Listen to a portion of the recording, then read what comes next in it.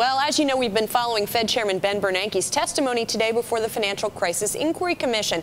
Bernanke said he was not straightforward with Congress about why Lehman Brothers wasn't bailed out and why he said the central bank had no authority to save the firm. Bernanke's powers and his legacy happened to be the cover story of the latest Bloomberg Markets magazine. Joining us now is the co-author of that story, Joshua Zumbrun. He's Bloomberg's Federal Reserve reporter.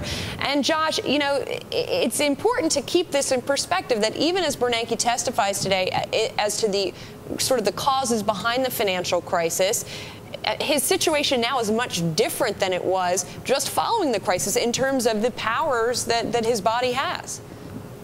That's right. Thanks for having me, Julie. You know, when the Fed got out of this, when this crisis first started to unfold, everyone said it was the Fed that messed up. It was the Fed that missed this, and there were proposals in Washington to strip the Fed of most of its authority. What ended up happening was the opposite of that. Chairman Bernanke's ended up as, you know, maybe the most powerful Fed chairman in history thanks to this new legislation. It not only preserved most of the Fed's authorities, it gave it a lot of new authority as well. It's a remarkable turnaround. What did you think of his testimony today? Did we find out anything that we didn't know? Well, he said he was sorry that he had not been clearer about what happened around the Lehman Brothers situation. The Fed had said they couldn't. The Fed has started saying now that they couldn't loan to Lehman Brothers because Lehman Brothers didn't have enough good collateral for the Fed to make a loan. It can only make a loan if the loan is going to be adequately secured. They say the difference with AIG was that although the company was in a tremendous amount of trouble, the assets were actually going to be okay in the long run, and it looks like that's going to be the case. Even though this is a little bit of a contrast with what Dick Fuld said yesterday. Right, it's the opposite. And he says that if they'd done the same thing with Lehman, they would have lost money. It looks like they're not going to lose money with AIG. Right, but Josh, going a little further with what Mr. Bernanke said today, he said it just wasn't a case because a lot of people politic this to death. And Mr. Fuld, as Julie mentioned yesterday, he was saying that he believed that maybe there was politics involved because when Lehman goes to the window, all of a sudden they say the window is closed, but you're loaning everyone else money. But Mr. Bernanke made the point today. He said it wasn't that they couldn't or didn't want to give Lehman the money. He said they couldn't because if they did, they would have been breaking the law. Right, and part of why Dick Fuld said that is at the time the Federal Reserve, when Lehman first went bankrupt, the Federal Reserve didn't say it was a completely illegal issue.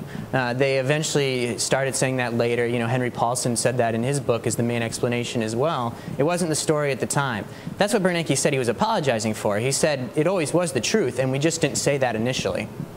I mean, obviously, Josh, this whole situation hasn't completely played out yet, but judging from some of the economic historians that you spoke to for your story, what is going to be Bernanke's legacy? Well, navigating through this thing and ending up more powerful is a remarkable turnaround. The way he was able to do that was by developing this remarkable relationship with Congress. We went through his calendar and added it all up to see how much time he spent working with Congress, and it ended up being over 35 hours in the course of just the first half of this year, spending time finessing that relationship and convincing them that the Federal Reserve is the right person to be in all this power, and his legacy will be preserving the strength of that institution. You know, I got to say, I'm curious, can that relationship be derailed at all by the midterm elections and the outcome? Well, no. I mean, he was confirmed in January for another 4 years, and although Congress can get angry at him and they can ask him harsh questions in hearings, there's nothing they can do to kick him out of office. Josh, can I ask you in about 15 seconds the powers that you say, the enormous powers Mr. Bernanke has? Is this just an aberration? Is it just because of Ben Bernanke and these times, or is it for more Federal Reserve chairmen? It's going to be for whoever the future Federal Reserve chairmen are as well.